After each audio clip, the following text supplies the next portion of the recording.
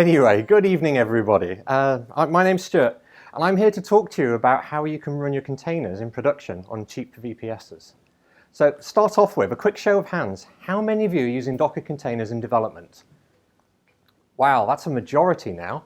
That's more than I expected. That's excellent. Now, how many of you are also running those containers in production? Oh, the numbers fell off. They went off a cliff there, didn't they? Those of you who are, what are you using at the minute? Kubernetes, okay. Kubernetes, yep. Is anyone running containers in production on anything other than Kubernetes? No one trying to do Vanilla Docker? Okay, controlled by Ansible. Okay. Well, I'm glad everyone else said Kubernetes rather than Vanilla Docker. And the reason for that is in a very short period of time, Kubernetes has become the de facto standard for how to run containers in a production environment. It's fantastic. If you think back to earlier efforts, OpenStack is the obvious thing to point at. Kubernetes at this age is already far more mature than OpenStack was at the same age. You can really run production workloads on it, and you have been able to for at least 12 months with confidence, I would say. Have you all heard of Kubernetes? A lot of nods? For those who haven't, it is now an open source project managed by the Cloud Native Computing Foundation. That's the first time in 2 weeks I've managed to say that right. I always get it wrong. Now, I don't have time in this talk to explain much about Kubernetes, but I have done talks on Kubernetes in the past, as well as using Docker containers as well. So if you Google for my YouTube channel, you'll see my talks up there, and you can go and see an explanation of what Kubernetes is and how to think in terms of Kubernetes. Now, I don't know what's putting you off running Kubernetes, but you may have the impression that Kubernetes is designed to scale upwards. It's designed for big workloads. And part of that is going to be down to how many moving parts it has. And also how many nodes you have to deploy as a minimum. You really should be running on a minimum of 6 boxes if you're doing Kubernetes yourself.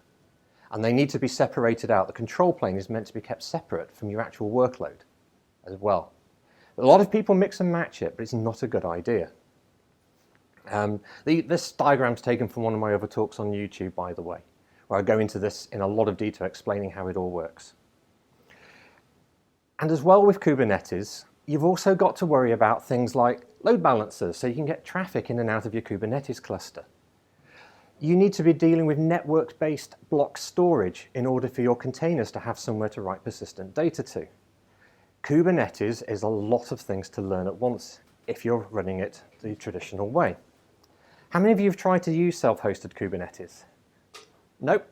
No one's a master, or Phil has. Yeah, it was rubbish. It was rubbish. There is a good reason everyone buys Kubernetes as a paid-for service from people like Google. It takes a lot of pain away. But what if someone scaled it down and made it possible for you to run it all on a single node instead? And made all this, not disappear, but made it much more easier to manage. Someone has. And the folks at Rancher have done this. Anyone heard of Rancher? Okay, a few people. Have you heard of them through Kubernetes or through some of their other products? Through Kubernetes. And how about yourself, sir? Okay. So Rancher have launched a Kubernetes distribution called K3S. Those of you who use Linux are familiar with the concept of Linux distributions. They're roughly the same, but they're often targeted at different audiences and different tweaks to suit those who, the people who are behind it. Kubernetes can be thought of in similar terms. So very broad strokes, but basically it's the same idea. And K3S is their Kubernetes distribution. And the great thing about it is it's targeted at low resource environments. It's very popular amongst the Raspberry Pi community, for example, for running containers. You'll see crazy photos of people with 9 Raspberry Pis and a rack on their desk running a Kubernetes cluster, for example. You see those a lot on Twitter. But because it's targeted at something as low powered as a Raspberry Pi, and at the end of the day, they really are quite low powered devices until very recently, it means it'll also fit on a single cheap VPS, the kind of thing you can pay 5-10 quid a month for. Now, I don't know what your AWS hosting bill is, but it's not going to be 5 or 10 quid, is it? It's probably got 2 zeros, if not more, on the end of that. You're probably paying 500 quid to over £1,000 a month for your AWS setups. So the nice thing about K3S is you can get started with Kubernetes, and the main cost is your time.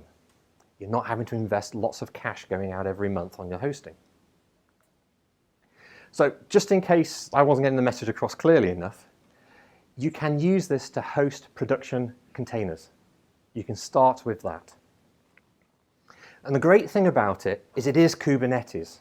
There are a couple of little things you need to know about, but the basic thing is you can start small with it, and then when you outgrow it, it's a straightforward process to take your workloads and move them to full-fat Kubernetes on a hosted solution like Google's Kubernetes engine, for example.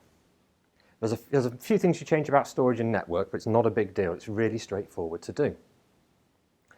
How does that sound? Does that sound interesting to people as a way to start using containers in production?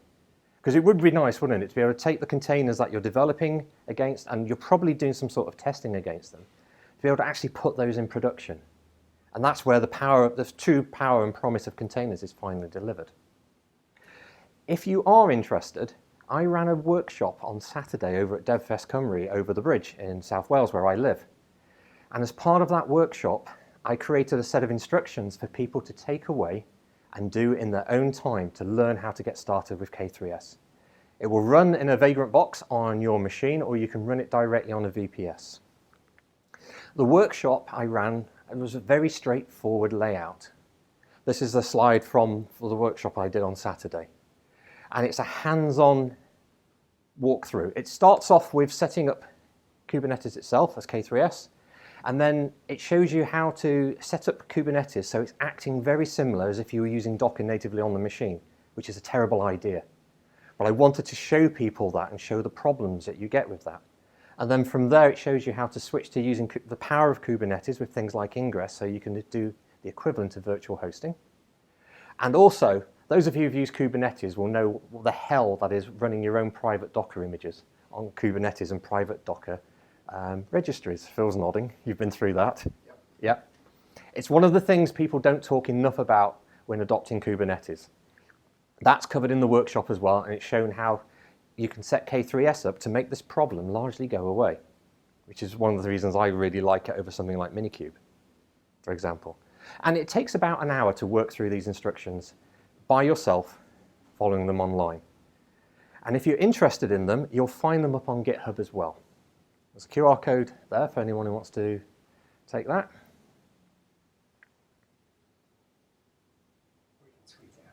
Excellent. Go follow the instructions. They've been battle tested, if you like, on Saturday. And let me know how you get on with them. And hopefully we can start getting you using your containers in production if you can't afford Google's own service yet. That's it. Thank you very much.